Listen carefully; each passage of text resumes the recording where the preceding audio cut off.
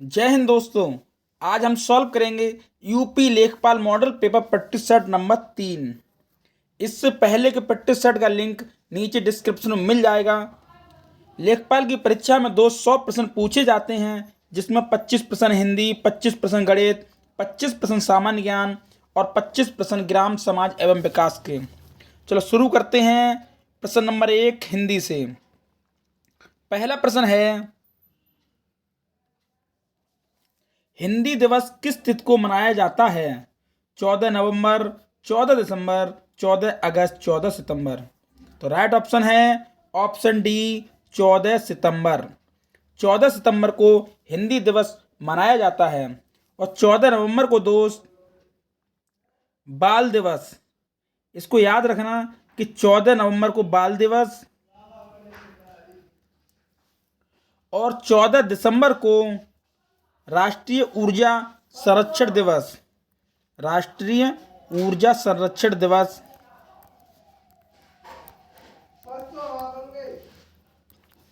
चौदह दिसंबर को राष्ट्रीय ऊर्जा संरक्षण दिवस और 14 अगस्त को पाकिस्तान का स्वतंत्रता दिवस मनाया जाता है। इसको याद रखना दोस्त, ये बहुत ही इंपॉर्टेंट है।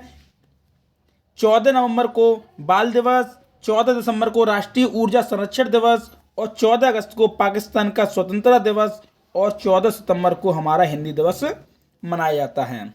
अगला प्रश्न है, आरोग्य का पर्यायवाची है बीमार, अशांत, निरोग या इनमें से कोई नहीं। तो राइट ऑप्शन है आरोग्य का पर्यायवाची है ऑप्शन सी, निरोग। अगला प्रश्न है, इंद्र का पर्यायवाची है इंद्रेश, धर्मेंद्र, देवेंद्र या विजयेंद्र। तो राइट ऑप्शन है ऑप्शन सी, देवेंद्र। इंद्र का पर्यायवाची है देवेंद्र। अगला प्रश्न है, कानन किस शब्द का विलोम है? वन, सुनसान, भीड़ या शहर। तो राइट ऑप्शन है ऑप्शन डी, शहर। कानन है वो शहर शब्द का विलोम शब्द है, इसको याद रखना। अगला है, कृतज्ञ में कौन सा विलोम है?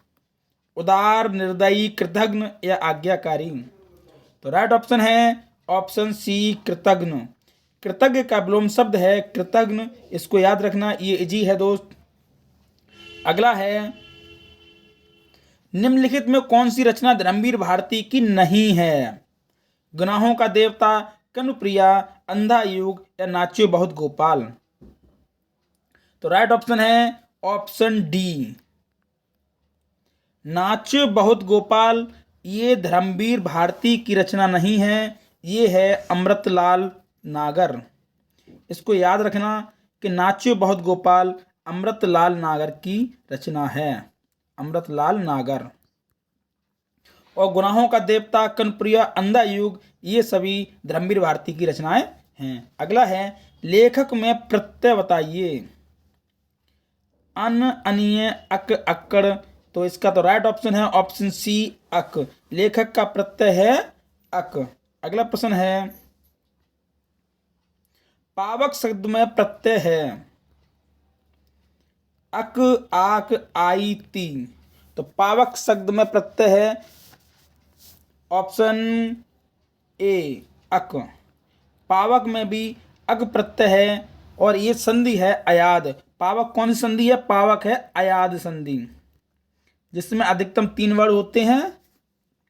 अयाद संधि, इसको याद रखना। अगला है, राज ऋषि का संधि विच्छेद है राज प्लस ऋषि, रज प्लस ऋषि, राजह ऋषि या राज ऋषि। राइट ऑप्शन है ऑप्शन ए, राज प्लस ऋषि। राज ऋषि का संधि विच्छेद राज प्लस ऋषि। अगला प्रश्न है, अभ्यर्थी में कौन सी संधि है? दीर्घ संधि, एड़ संधि, अयाद संधि या गुण संधि। तो राइट ऑप्शन है ऑप्शन बी, गुण संधि। जो अभ्यर्थी है उसमें है एड़ संधि, सॉरी ऑप्शन बी, एड़ संधि। इसको याद रखना। अगला है, निम्न में कौन सा शब्द तद्भव है? तद्भव गृह, अग्नि, घर, क्षीर। तो राइट ऑप्शन है ऑप्शन सी, घर। घर शब्द है वो है तद्भव, बाकी सभी ये तत्सम शब्द हैं। जो शब्द संस्कृत में हो वो है तत्सम और हिंदी में शब्द हो वो है तद्भव। तो घर है हमारा तद्भव, गृह, अग्नि, क्षीर ये सभी शब्द हैं तत्सम। ठीक है, अगला प्रश्न है व्याकरण दर्पण किसकी रचना है? शिव पूजन सहाय, किशोरी दास वाजपेयी, रामचंद्र शुक्ल या श्याम सुंदर दास? तो राइट ऑप्शन है ऑप्शन ए शिव पूजन सहाय। जो व्याकरण दर्पण है ये शिव पूजन सहाय की रचना है। ये इंपॉर्टेंट प्रश्न है दोस्त, इसको याद रखना, ये परीक्षाओं में कई बार पूछा जा चुका है। अगला प्रश्न है निम्न में से किस वाक्य में क्रिया विशेषण अशुद्ध रूप से प्रयुक्त है? आप मेरी मदद करेंगे ना। दूसरा विकल्प है मानसिक दास्ता सदा काल से चली आ रही है, वह न सोता है न खाता है, वह धीरे धीरे चला जा रहा है। तो राइट ऑप्शन है ऑप्शन बी, मानसिक दास्ता सदा काल से चली आ रही है, इसमें अशुद्ध क्रिया विशेषण का प्रयोग हुआ है। यहां मानसिक दास्ता सदा काल से चली आ रही है, इसमें अशुद्ध विशेषण का प्रयोग हुआ है। अगला प्रश्न है सब कुत्ते एक साथ दौड़ रहे हैं, इस वाक्य में कौन सा विशेषण है? सब कुत्ते एक साथ दौड़ रहे हैं तो कौन सा विशेषण है? अनिश्चितवाचक, संख्यावाचक, गुणवाचक, परिणामवाचक या सार्वनामिक? तो सब कुत्ते हैं तो होगा हमारा राइट ऑप्शन ऑप्शन ए अनिश्चित संख्यावाचक।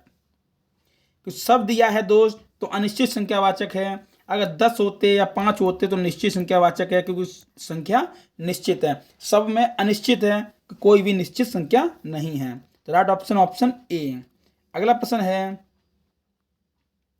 जिस संज्ञा से अनेक वस्तुओं अथवा प्राणियों के समूह का बोध होता है, उसे कहते हैं जातवाचक संज्ञा, व्यक्तिवाचक संज्ञा, समूहवाचक संज्ञा, भाववाचक संज्ञा। तो राइट ऑप्शन है ऑप्शन सी समूहवाचक संज्ञा। अगर समूह का बोध होता है तो वहां होती है समूहवाचक संज्ञा, याद रखना इसको। और जहां जात का बोध हो वहां होती है जातवाचक संज्ञा। और जहां व्यक्ति का बोध हो, व्यक्ति वस्तु या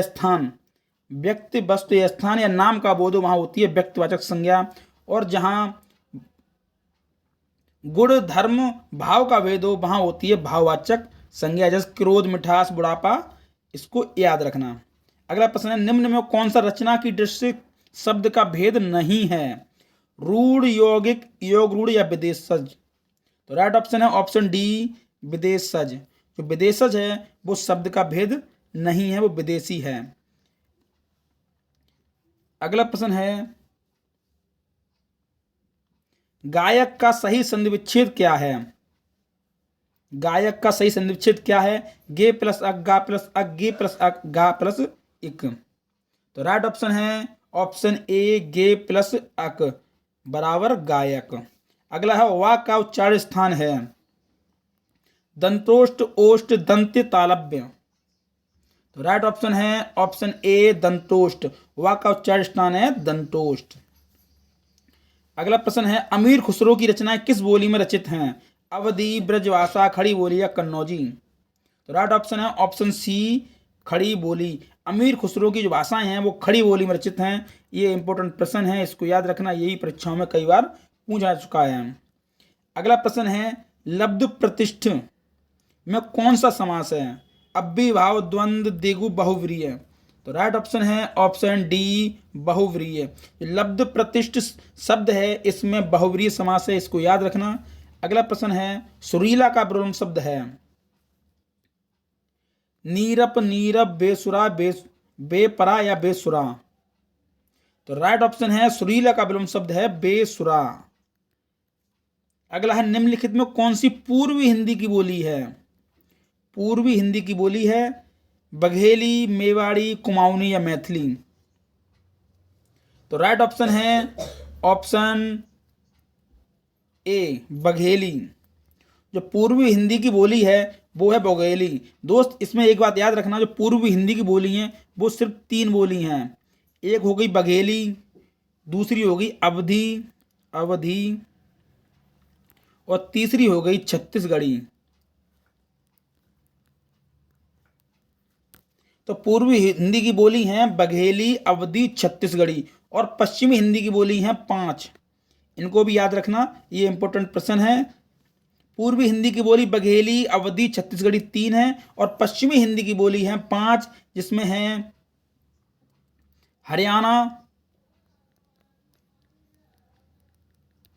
हरियाणा, खड़ी बोली, ब्रजभाषा, कन्नौजी और बुंदेली।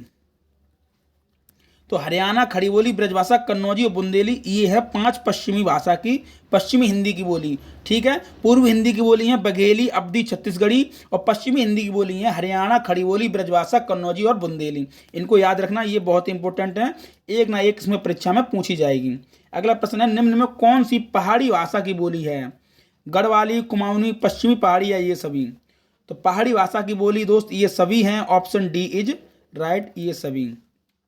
अगला प्रश्न है, दाज्यू कहानी किसकी रचना है? ये इंपॉर्टेंट है दोस्त, ये पिछली बार भी कई बार एग्जाम में पूछी जा चुकी है दाज्यू कहानी। तो ये रचना किसकी है? यशपाल शेखर जोशी, बटरोही, अमरकांत।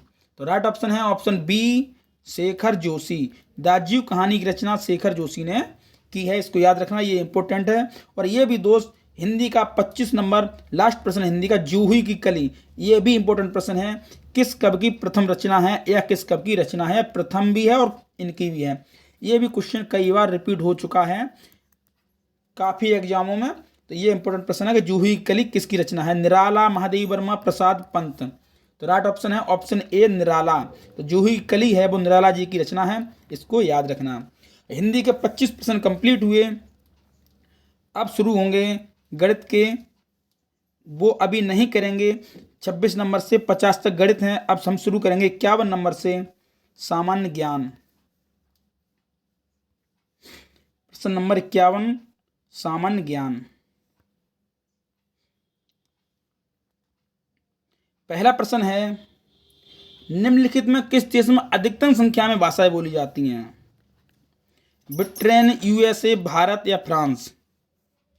तो राइट ऑप्शन है ऑप्शन सी, भारत। हमारे भारत में सबसे अधिक भाषाएं बोली जाती हैं। अगला प्रश्न है,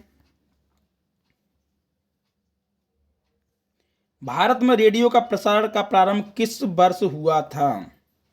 1927, 1930, 1936, 1957?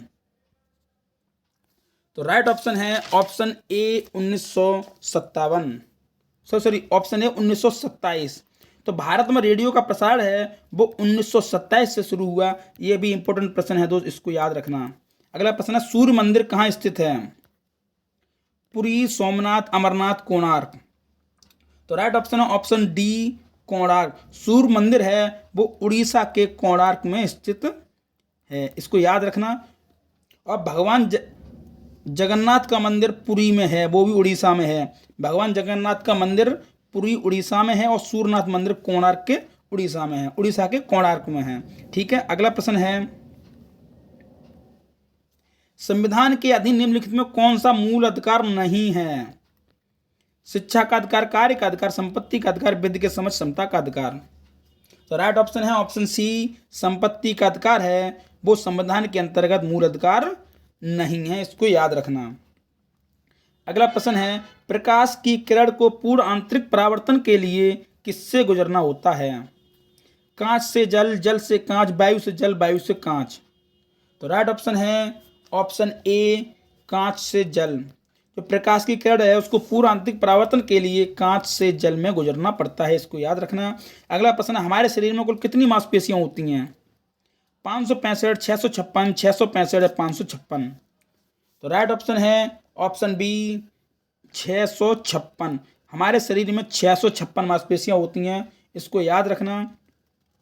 अगला प्रश्न है, पृथ्वी के ऊपर 4 क्षेत्रों में सबसे कम ऊंचाई किसकी है? Stratosphere, mesosphere, thermosphere, troposphere? तो राइट ऑप्शन है ऑप्शन डी, ट्रोपोस्फियर, जिसको हिंदी में बोलते हैं क्षोभ मंडल।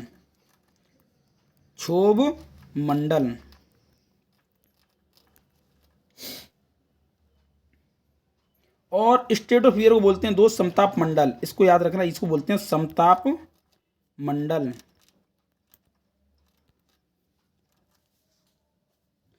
मेसोस्फीयर को बोलते हैं मध्यम मंडल, मध्यम मंडल, मध्यम मंडल। और थर्मोस्फीयर को बोलते हैं ताप मंडल, इसको बोलते हैं ताप मंडल। तो सबसे कम ऊंचाई है वो है क्षोभ मंडल की, जिसको बोलते हैं इंग्लिश में ट्रोपोस्फियर, और स्ट्रेटोस्फियर को बोलते हैं समताप मंडल, मेसोस्फियर को हिंदी में बोलते हैं मध्यम मंडल, और थर्मोस्फियर को हिंदी में बोलते हैं ताप मंडल। ठीक है दोस्त, अगला प्रश्न है राज्यसभा के सदस्य का निर्वाचन कितनी अवधि के लिए किया जाता है? 2 वर्ष, 4 वर्ष, 5 वर्ष, 6 वर्ष। तो राइट ऑप्शन है ऑप्शन डी 6 वर्ष। जो राज्यसभा के सदस्य का निर्वाचन होता है वो 6 वर्ष के लिए होता है। ये भी इंपॉर्टेंट प्रश्न है, कई बार परीक्षाओं में पूछा जा चुका है। अगला है वर्ष 2011 की जनगणना के अनुसार भारत के किस राज्य की जनसंख्या सबसे कम है? भारत के किस राज्य की जनसंख्या सबसे कम है? मणिपुर, त्रिपुरा, पुदुचेरी या सिक्किम। तो राइट ऑप्शन है ऑप्शन डी सिक्किम। सबसे कम जनसंख्या है सिक्किम की, और सबसे अधिक जनसंख्या किसकी है? तो अधिक है हमारे उत्तर प्रदेश की।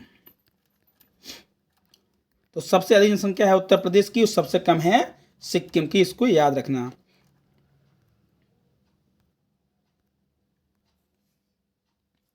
निम्न में कौन सा वन आधारित उद्योग नहीं है? वन आधारित सीमेंट उद्योग, लौह उद्योग, कागज उद्योग या खेल सामग्री उद्योग। तो राइट ऑप्शन है ऑप्शन ए सीमेंट उद्योग। ये सीमेंट उद्योग है वो वन आधारित नहीं है। लौह उद्योग, कागज उद्योग, खेल उद्योग, ये तो सभी खेल सामग्री उद्योग जो हैं वो वन आधारित हैं, पर सीमेंट है वो वन आधारित उद्योग नहीं है, ये रासायनिक उद्योग है। अगला प्रश्न है प्रश्न नंबर 61।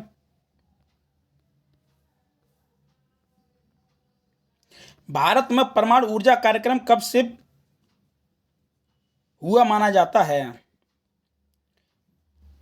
भारत में परमाणु ऊर्जा कार्यक्रम का प्रारंभ कब से माना जाता है? 1947, 1948, 1945 या 1951। तो राइट ऑप्शन है ऑप्शन बी 1948। तो 1948 से भारत में परमाणु ऊर्जा कार्यक्रम का प्रारंभ माना जाता है, इसको याद रखना। ये इंपोर्टेंट प्रश्न है, ये भी परीक्षाओं में कई बार पूछा जा चुका है। अगला है क्लाइव को बंगाल का गवर्नर कब बनाया गया? ये भी इंपोर्टेंट प्रश्न है। 1756 में, 1757 में, 1758 में, 1759 में। तो राइट ऑप्शन है ऑप्शन सी 1758 में। तो क्लाइव को बंगाल का गवर्नर बनाया गया था, वो बनाया गया था 1758 में, इसको याद रखना। ये भी इंपॉर्टेंट प्रश्न है। अगला प्रश्न है भारत का प्रथम गवर्नर जनरल कौन था? ये कई बार परीक्षा में पूछा चुका है, ये वेरी इंपॉर्टेंट प्रश्न है। वारेन हैंगिस्टन, कॉर्नवालिस या विलियम बेंटिंग या लॉर्ड कैनिंग। तो राइट ऑप्शन है option C William Bentinck. Bharat का प्रथम गवर्नर जनरल था विलियम बेंटिंग, इसको याद रखना। अगला प्रश्न है द्वैत शासन नीति को किसने समाप्त किया? लॉर्ड माउंटबेटन, कर्जन, वारेन हैंगिस्टन या लॉर्ड रिपन। तो राइट ऑप्शन है ऑप्शन सी वारेन हैंगिस्टन। तो द्वैत शासन नीति को समाप्त किया है वो किया है वारेन हैंगिस्टन ने, इसको याद रखना। ये भी इंपॉर्टेंट प्रश्न है। अगला है अंग्रेजों का सर्वाधिक विरोध किसने किया? राजपूतों ने, मुगलों ने, सिखों ने, मराठों ने। तो राइट ऑप्शन है ऑप्शन डी मराठों ने। जो अंग्रेजों का सर्वाधिक विरोध किया था वो मराठों ने किया था, इसको याद रखना। अगला प्रश्न है कालाजार। कालाजार का रोग वाहक कौन है? एनोफिलीज मच्छर, क्यूलेक्स मच्छर, सीसी मच्छर या सिकता मच्छर। तो राइट ऑप्शन है ऑप्शन ए एनीफिलीज। एनोफिलीज मच्छर है वो कालाजार का रोग वाहक है। अगला प्रश्न है विश्व डेजर्टिफिकेशन उन्मूलन दिवस किस दिन मनाया जाता है? इसको हिंदी में बोलते हैं डेजर्टिफिकेशन को हिंदी में बोलते हैं मरुस्थलीकरण। मरुस्थलीकरण।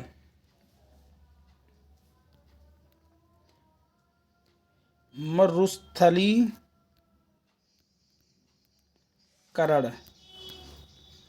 तो विश्व मरुस्थलीकरण दिवस कब मनाया जाता है?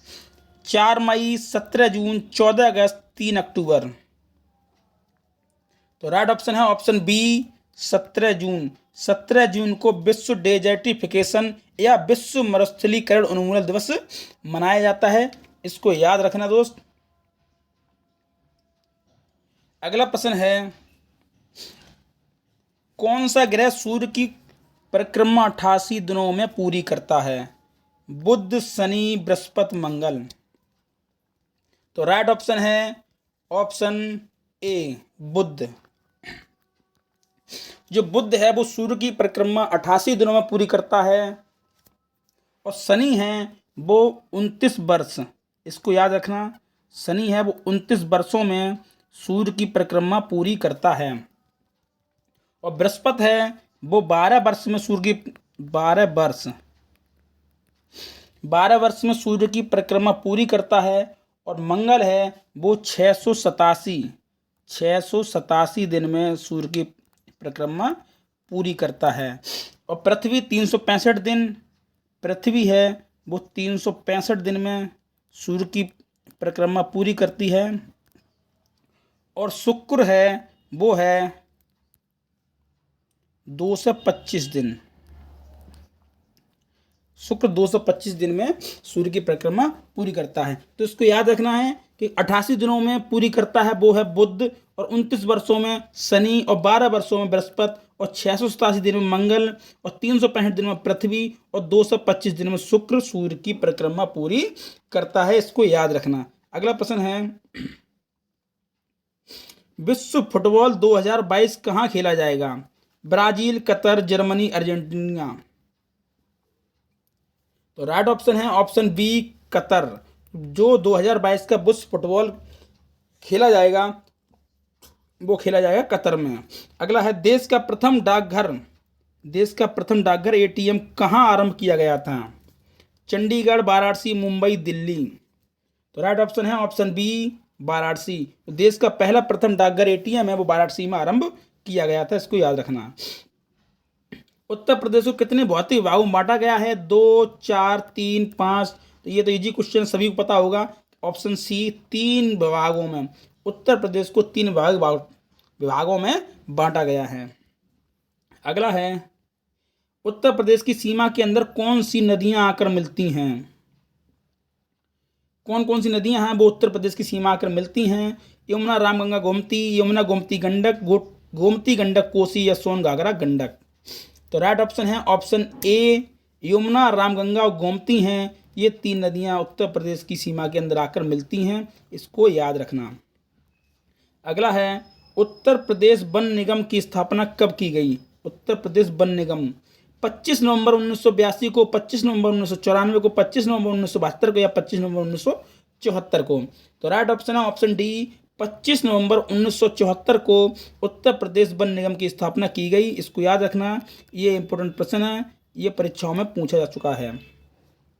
अगला प्रश्न है प्रश्न नंबर 74।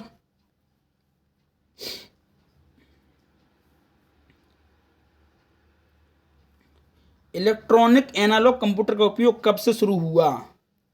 1930, 1950, 1956 या 1958 से। तो राइट ऑप्शन है ऑप्शन बी, 1950। तो इलेक्ट्रॉनिक एनालॉग कंप्यूटर हैं उनका उपयोग 1950 से शुरू हुआ है। अगला प्रश्न है, संगणक जिसको कैलकुलेटर बोलते हैं, संगणक मशीन का आविष्कार किसने किया? कैलकुलेटर का आविष्कार किसने किया? जेन बिहाग्र ने, ब्लैक पास्कल ने, जेड कार्ड ने, या हॉवर्ड एकन ने। तो राइट ऑप्शन है ऑप्शन बी, ब्लेज पास्कल ने।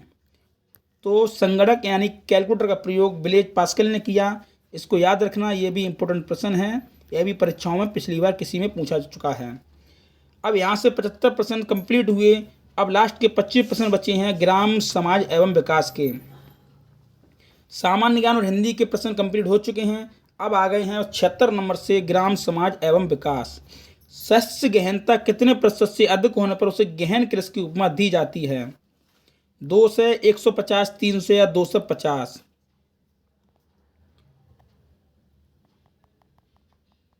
तो राइट ऑप्शन है ऑप्शन ए, 2 से। तो शस्य गहनता 200% से अधिक होने पर उसे गहन कृषि की उपमा दी जाती है, इसको याद रखना। अगला प्रश्न है, एफसीआई के खाद्यान्नों की आर्थिक लागत और निर्गत मूल्य के बीच के अंतर की प्रतिपूर्ति सरकार द्वारा कैसे की जाती है? खाद्य ऋण द्वारा, खाद्य अनुदान द्वारा, बजटीय सहायता द्वारा, विपरीत में से कोई नहीं। तो राइट ऑप्शन है ऑप्शन बी, खाद्य अनुदान द्वारा। जो एफसीआई के खाद्यान्नों की आर्थिक लागत है और निर्गत मूल्य के बीच के अंतर की प्रतिपूर्ति सरकार द्वारा की जाती है, वो की जाती है खाद्य अनुदान द्वारा। इसको याद रखना, ये भी इंपॉर्टेंट प्रश्न है। अगला प्रश्न है, पर्माकल्चर किसका पर्याय है? पारिस्थितिकी कृषि का, संचित कृषि का, व्यापारिक कृषि का, लेह कृषि का? तो राइट ऑप्शन है ऑप्शन ए, पारिस्थितिकी कृषि का। जो पर्माकल्चर है वो पारिस्थितिकी कृषि का पर्याय है, इसको याद रखना, ये भी इंपॉर्टेंट प्रश्न है।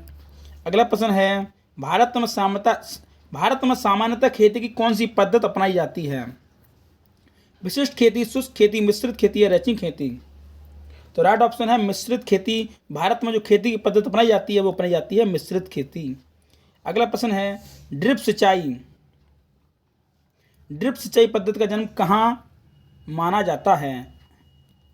इंग्लैंड, इजराइल, जर्मनी, चीन? तो राइट ऑप्शन है ऑप्शन बी, इजराइल। तो ड्रिप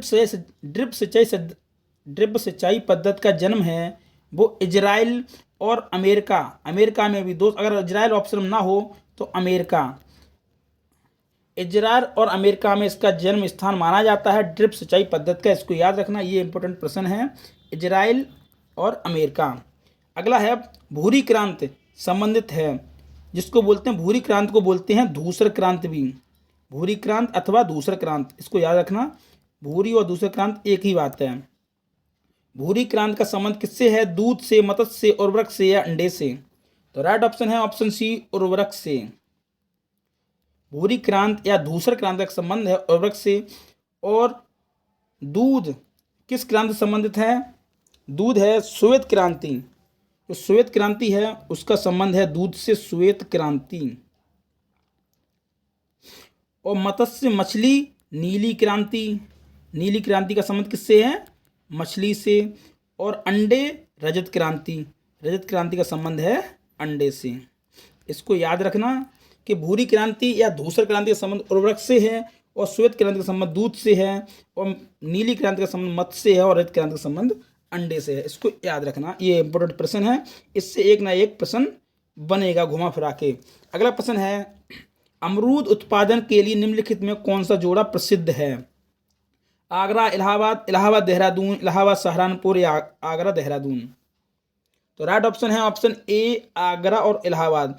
उत्तर प्रदेश में अमरूद उत्पादन के लिए जो जोड़ा प्रसिद्ध है वो है आगरा और इलाहाबाद। इसको याद रखना।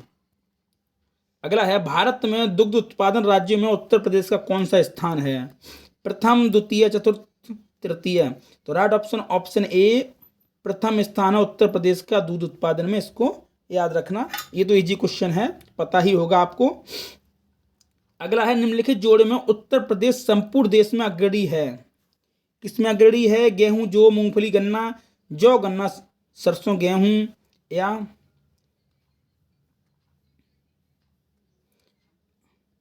चना, गेहूं, सरसों, गन्ना या चना, गेहूं, जौ, गन्ना? तो राइट ऑप्शन है ऑप्शन ए। उत्तर प्रदेश अग्रणी है कि सबसे ज्यादा उत्तर प्रदेश में क्या होता है? कहाँ गया? हाँ, प्रश्न नंबर 84, ऑप्शन ए, गेहूं, जौ, मूंगफली, गन्ना। तो उत्तर प्रदेश में सबसे ज्यादा गेहूं, जौ, मूंगफली, गन्ना की पैदावार ज्यादा होती है। इसको याद रखना। अगला प्रश्न है प्रश्न नंबर 85, उत्तर प्रदेश की सर्वाधिक महत्वपूर्ण खाद्यान्न फसल कौन सी है? ज्वार, मक्का, धान, गेहूं? तो राइट ऑप्शन है ऑप्शन डी, गेहूं। उत्तर प्रदेश की खाद्यान्न फसल महत्वपूर्ण है वो है गेहूं। अगला है, उत्तर प्रदेश में सर्वाधिक उत्पादक तिलहन कौन सा है? सोयाबीन, तिल, मूंगफली या सरसों? तो राइट ऑप्शन है ऑप्शन डी, सरसों। तिलहन है जिससे तेल निकलता है वो है सरसों। उत्तर प्रदेश का तिलहन सरसों। अगला प्रश्न है, उत्तर प्रदेश में प्रमुख रूप से आम की किस किस्म का उत्पादन होता है? दशहरी और चौसा, दशहरी और नीलम, अल्फांसो और नीलम, चौसा और अल्फांसो? तो राइट ऑप्शन है ऑप्शन ए, दशहरी और चौसा। उत्तर प्रदेश में दशहरी और चौसा आम की किस्म का ज़्यादा उत्पादन होता है, ये याद रखना। अगला है, उत्तर प्रदेश के पर्वतीय भाग में निम्नलिखित में किस प्रकार के फलों का उत्पादन होता है? उष्ण जलवायु वाले, शीतोष्ण जलवायु वाले, शुष्क जलवायु वाले या समशीतोष्ण जलवायु वाले। तो उत्तर प्रदेश के जो पर्वतीय भाग हैं उनमें जो फलों का उत्पादन होता है वो होते हैं शीतोष्ण जलवायु वाले। Option B is right. इसको याद रखना कि पर्वतीय भाग में जो फल उत्पादन होते हैं उत्तर प्रदेश के वो होते हैं शीतोष्ण जलवायु वाले। इसको याद रखना, ये इंपॉर्टेंट प्रश्न है, ये कई बार परीक्षाओं में पूछा भी जा चुका है। अगला प्रश्न है, उत्तर प्रदेश देश के कुल खाद्यान्न में कितने प्रतिशत योगदान देता है? उत्तर प्रदेश है वो देश का जितना भी खाद्यान्न है उसमें कितना प्रतिशत उत्तर प्रदेश पैदा करता है, योगदान देता है? 40%, 30%, 21.38%, 30.38%। तो राइट ऑप्शन है ऑप्शन सी 21.38%। वो है उत्तर प्रदेश भारत के कुल खाद्यान्न में योगदान देता है 21.38% का। अगला है, चाय का जन्म स्थान कहाँ है? भारत, इंग्लैंड, चीन या अफ्रीका? तो राइट ऑप्शन है ऑप्शन सी चीन। जो चाय का जन्म स्थान है वो चीन है, ना कि भारत। इसको याद रखना, चाय का जन्म स्थान चीन में था। ठीक है दोस्त, इसको याद रखना, ऑप्शन सी चीन। अगला है, ताजे जल की मछली उत्पादन में विश्व का, भारत का विश्व में कौन सा स्थान है? चौथा, दूसरा, छठा, प्रथम? तो राइट ऑप्शन है दूसरा। तो ताजे मछली के उत्पादन में भारत का विश्व में दूसरा स्थान है, इसको याद रखना, दूसरा स्थान। अगला प्रश्न है, चाय, कॉफी, रबड़ व तंबाकू के मूल्यों में उतार चढ़ाव को नियंत्रण करने के उद्देश्य से मूल्य स्थिरीकरण कोष की स्थापना का अनुमोदन कब किया गया? दोस्त, मूल्य स्थिरीकरण कोष की स्थापना कब हुई, ये पूछा गया है इसमें। तो 20 फरवरी 2003 को, 20 फरवरी 2004 को, 20 फरवरी 2005 को, 20 फरवरी 2002 को। राइट ऑप्शन है ऑप्शन ए 20 फरवरी 2003 को। 20 फरवरी 2003 को मूल्य स्थिरीकरण कोष की स्थापना की गई थी। चाय, रबड़, कॉफी व तंबाकू के मूल्य के उतार चढ़ाव को नियंत्रण करने के लिए मूल्य स्थिरीकरण कोष की स्थापना की गई थी 20 फरवरी 2003 को। इसको याद रखना, ये इंपॉर्टेंट प्रश्न है, ये पिछली बार भी परीक्षा में पूछा गया था। ठीक है दोस्त। अगला प्रश्न है, सब्जियों की व्यापारिक खेती को क्या कहते हैं? Horticulture, olericulture, silviculture, vegetable culture? तो राइट ऑप्शन है ऑप्शन बी ऑलरिकल्चर। जो सब्जियों की खेती होती है उनको कहते हैं ऑलरिकल्चर, इसको याद रखना। अगला है, इंडियन सोसाइटी ऑफ एनोग्रामी की स्थापना कब की गई थी? 1908 में, 1948 में, 1951 में, 1958 में? ये इंपॉर्टेंट प्रश्न है, ये कई परीक्षाओं में पूछा चुका है। इंडियन सोसाइटी ऑफ एनोग्रामी की स्थापना कब की गई थी? तो राइट ऑप्शन है ऑप्शन डी 1958 को। इसको याद रखना, 1958 को इंडियन सोसाइटी ऑफ एनोग्रामी की स्थापना की गई थी। अगला प्रश्न है, प्रश्न नंबर 95, रेचिंग पद्धति किस देश में बहुतायत रूप से पाई जाती है? ऑस्ट्रेलिया में, अमेरिका में, ब्रिटेन में, चीन में? तो राइट ऑप्शन है ऑप्शन ए ऑस्ट्रेलिया में। जो रेचिंग पद्धति है वो ऑस्ट्रेलिया में बहुत अधिक पाई जाती है, अपनाई जाती है। ठीक है दोस्त। अगला प्रश्न है प्रश्न नंबर 96, राष्ट्रीय खरपतवार विज्ञान अनुसंधान केंद्र कहाँ स्थित है? जबलपुर में, भोपाल में, लखनऊ में, झांसी में? ये बहुत इंपॉर्टेंट है, ये कई बार परीक्षाओं में ये आपकी बार तो रेलवे में भी पूछा गया था। रेलवे की परीक्षा में ये पूछा गया था, राष्ट्रीय खरपतवार विज्ञान अनुसंधान केंद्र कहाँ? ये इंपॉर्टेंट प्रश्न है। तो राइट ऑप्शन है ऑप्शन ए जबलपुर। जो राष्ट्रीय खरपतवार विज्ञान अनुसंधान केंद्र है वो जबलपुर में है, इसको याद रखना, ये इंपॉर्टेंट प्रश्न है, कई परीक्षाओं में पूछा जा चुका है। अगला प्रश्न है, निम्नलिखित में किस स्थान का दशहरी आम विश्व प्रसिद्ध है? तो भारत का दशहरी आम उत्तर प्रदेश में दशहरी और चौसा कहाँ थे? आगरा और इलाहाबाद, वाराणसी। तो वाराणसी, प्रतापगढ़, देवरिया, मलिहाबाद? तो राइट ऑप्शन है ऑप्शन डी मलिहाबाद। तो भारत में दशहरी आम है उत्तर प्रदेश का, वो सबसे ज़्यादा प्रसिद्ध है मलिहाबाद, लखनऊ का, इसको याद रखना। अगला प्रश्न है, International Crop Research Institute for the Semi Arid Tropic कहाँ स्थित है? Syria, Aleppo, Peru, Lima, Italy या रोम? भारत या हैदराबाद? भारत के हैदराबाद में, इटली के रोम में, पेरू के लीमा में, सीरिया के एलेपो में? तो राइट ऑप्शन है ऑप्शन डी भारत के हैदराबाद में। भारत के हैदराबाद में international Crop Research Institute for the Semi arid tropics स्थित है, इसको याद रखना। अगला है उत्तर प्रदेश के उत्तरी भाग को किन देशों की सीमा स्पर्श करती हैं। उत्तर प्रदेश को तिब्बत चीन, नेपाल, नेपाल पाकिस्तान, तिब्बत पाकिस्तान। तो राइट ऑप्शन है ऑप्शन बी नेपाल, क्योंकि उत्तर प्रदेश को केवल एक ही, याद रखना, केवल एक ही देश की सीमा करती है स्पर्श। उत्तर प्रदेश को केवल एक देश की सीमा स्पर्श करती है, वो है नेपाल। ठीक है दोस्त, तो right option option B, Uttar Pradesh को उत्तरी भाग के देशों की सीमा केवल नेपाल। उत्तरी दक्षिणी किसी भी देख लो, उत्तर प्रदेश को केवल एक ही देश छूता है, वो है नेपाल। अगला प्रश्न है प्रश्न नंबर 100, लास्ट प्रश्न है, नई राष्ट्रीय कृषि नीति में कृषि विकास लक्ष्य कितने प्रतिशत निर्धारित किया गया था। 4.5%, 3.5%, 4% या 3%। राइट ऑप्शन है ऑप्शन सी 4%। जो नई कृषि नीति में कृषि विकास लक्ष्य के लिए जो प्रतिशत निर्धारित किया गया था वो किया गया था 4%। ठीक है दोस्त, अब गणित के लिए, यूपी लेखपाल गणित के लिए वीडियो का लिंक नीचे डिस्क्रिप्शन में मिल जाएगा। दोस्त, यूपी लेखपाल की गणित की वीडियो का लिंक नीचे डिस्क्रिप्शन में मिल जाएगा, वहाँ से जाकर आप यूपी लेखपाल के गणित की वीडियो देख सकते हैं। और वीडियो कैसी लगी हो लाइक करें, कमेंट करें और चैनल को सब्सक्राइब कर लें। जय हिंद, जय भारत।